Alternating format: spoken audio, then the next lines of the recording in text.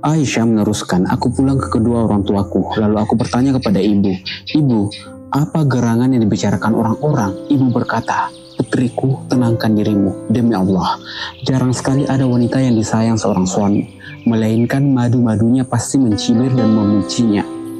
Aku berkata, "Subhanallah, benarkah orang-orang membicarakan hal itu?" Sepanjang malam itu, aku terus menangis sampai subuh. Air mata tak pernah berhenti, aku pun tak bisa tidur. Hingga pagi hari, aku terus menangis. Rasulullah Shallallahu Alaihi Wasallam kemudian memanggil Ali bin Abi Thalib dan Usamah bin Zaid. Kala wahyu tidak kunjung turun, beliau bertanya dan meminta pendapat keduanya terkait niat untuk menceraikan istri beliau.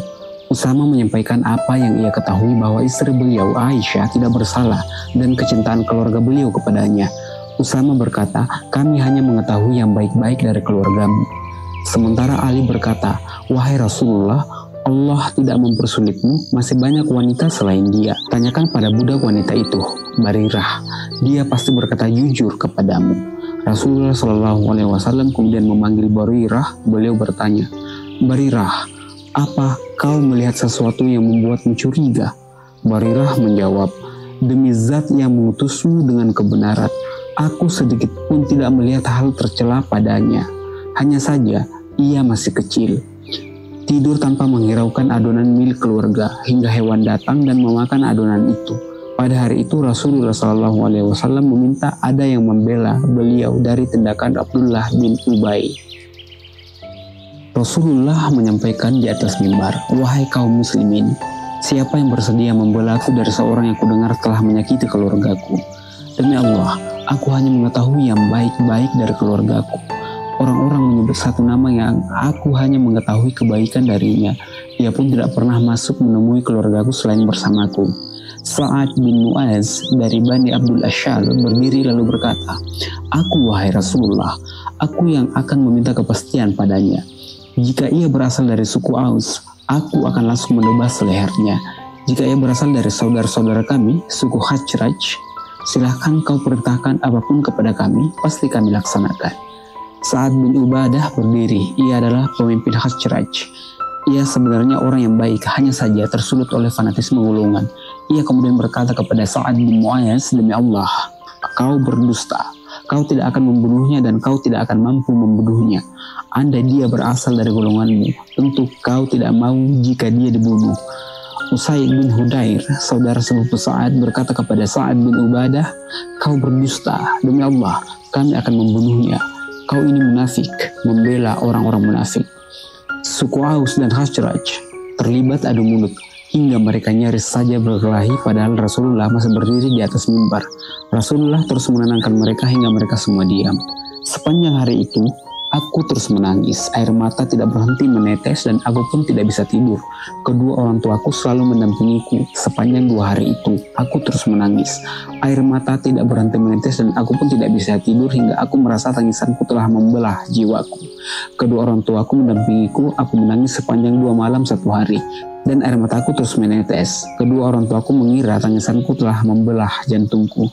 Kala keduanya duduk di dekatku dan aku tengah menangis, seorang wanita Ansar datang meminta izin untuk masuk. Aku persilakan dia masuk. Ia pun ikut menangis bersamaku. Saat berada dalam situasi seperti ini, Rasulullah SAW masuk. Beliau mengucapkan salam lalu duduk. Padahal sejak berita dusta ini menyebar, beliau tidak pernah duduk di dekatku. Selain itu, sebulan lamanya tidak ada wahyu yang turun berkenaan dengan persoalanku. Rasulullah SAW kemudian mengucapkan 2 kalimat syahadat saat aku duduk. Setelah itu beliau mengatakan, "Amma ba'd, wahai Aisyah, aku dengar berita seperti ini dan itu tentang dirimu. Jika engkau terbebas dari tuduhan itu, Allah pasti membebaskan, dan jika engkau telah melakukan suatu dosa, maka mohonlah ampun dan bertaubatlah kepada Allah. Karena jika seorang hamba mengakui dosanya, lalu bertaubat kepada Allah, tentu Allah akan mengampuninya." Setelah Rasulullah SAW menyelesaikan pembicaraan, air mataku mengering hingga aku merasa tidak lagi tersisa air mata untuk menetes. Aku berkata kepada ayahku, "Jawablah kata-kata Rasulullah terkait persoalanku." Ayahku berkata, "Demi Allah, aku tidak tahu apa yang harus aku katakan kepada Rasulullah." Aku kemudian berkata kepada ibuku, "Jawablah kata-kata Rasulullah SAW terkait persoalanku." Ibu berkata, "Demi Allah, Aku tidak tahu apa yang harus aku katakan kepada Rasulullah SAW. Aku yang saat itu masih kecil dan belum banyak hafal Al-Quran berkata, "Demi Allah, aku sudah mendengar, kalian pun sudah mendengar berita ini hingga mengakar di dalam jiwa kalian, dan kalian pun membenarkannya. Andai pun aku berkata kepada kalian bahwa aku terbebas dari tuduhan ini, tentu kalian tidak percaya. Dan jika aku mengakui suatu hal yang Allah pun tahu bahwa aku terbebas dari tuduhan itu, tentu kalian percaya. Demi Allah, aku tidak memiliki perumpamaan antara aku dan kalian, selain seperti ayah Yusuf ketika berkata, maka kesabaran yang baik itulah kesabaranku, dan Allah sajalah dimohon pertolongannya terhadap apa yang kamu ceritakan." Surat Yusuf ayat 18. Setelah itu aku berbaring lalu tidur. Allah mengetahui bahwa saat itu jika aku terbebas dari tuduhan, Allah pasti akan membenarkan pembebasanku. Namun demi Allah, aku kira Allah tidak akan menurunkan wahyu Al-Quran dan terus dibaca terkait persoalanku, sebab menurutku persoalan ini terlalu tidak bernilai untuk dibicarakan Allah. Namun aku harap semoga Rasulullah SAW memimpikan sesuatu di mana Allah membebaskanku dari tuduhan ini. Demi Allah, belum juga Rasulullah SAW beranjak dari tempat duduk beliau, dan belum juga seorang pun di antara Ahlul Bait keluar. Wahyu pun diturunkan kepada beliau. Beliau merasakan kesakitan seperti biasanya, hingga keringat bercucuran seperti mutiara, padahal saat itu tengah musim dingin karena beratnya kata-kata yang diturunkan kepada beliau. Setelah wahyu selesai disampaikan, beliau tertawa, dan kata-kata pertama yang beliau sampaikan adalah, "Wahai Aisyah, Allah telah membebaskanmu dari tuduhan itu." Ibuku berkata padaku, "Bangunlah dan hampirilah beliau." Aku berkata, "Demi Allah, aku tidak mau menghampiri beliau, dan aku tidak memuji siapapun selain Allah semata." Allah menurunkan, "Sesungguhnya orang-orang yang membawa berita bohong itu adalah dari golongan kamu juga.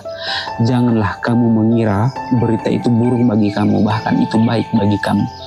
Setiap orang dari mereka akan mendapat balasan dari dosa yang diperbuatnya, dan barang siapa di antara mereka yang mengambil bagian terbesar dari dosa yang diperbuatnya, dia mendapat azab yang besar pula."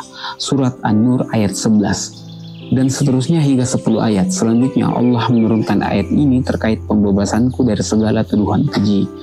Abu Bakar Asy-Siddiq yang biasanya menanggung nafkah Mitsah bin Usalah karena faktor ikatan kerabat dan juga karena Mistah termasuk golongan miskin, berkata, "Demi Allah, aku tidak lagi memberi sedikit pun nafkah pada Mistah setelah mengatakan yang bukan-bukan kepada Aisyah." Allah kemudian menurunkan, "Dan janganlah orang-orang yang mempunyai kelebihan dan kelapangan di antara kamu bersumpah bahwa mereka tidak akan memberi bantuan kepada kerabatnya, orang-orang miskin dan orang-orang yang berhijrah di jalan Allah, dan hendaklah mereka memaafkan dan berlapang dada. Apakah kamu tidak suka bahwa Allah mengampunimu? Dan Allah Maha Pengampun, Maha Penyayang." Surat An-Nur ayat 22. Abu Bakar berkata, "Tentu demi Allah, aku ingin Allah mengampuniku." Abu Bakar kembali memberi nafkah untuk Mistah seperti sedia kala. Ia berkata, "Demi Allah, aku tidak mencabut nafkah Mistah untuk selamanya." Aisyah menuturkan, Rasulullah SAW bertanya kepada Zainab binti Jahsh terkait persoalanku, "Apa yang kau ketahui atau yang kau lihat?" Ia menjawab, "Wahai Rasulullah, aku jaga pendengaran dan penglihatanku. Demi Allah, yang aku ketahui hanya yang baik-baik."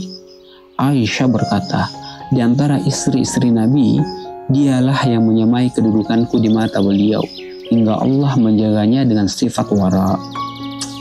Aisyah menuturkan, saudarinya Hamnah berperang membelanya hingga akhirnya merasa binasa para penebar berita dusta lainnya.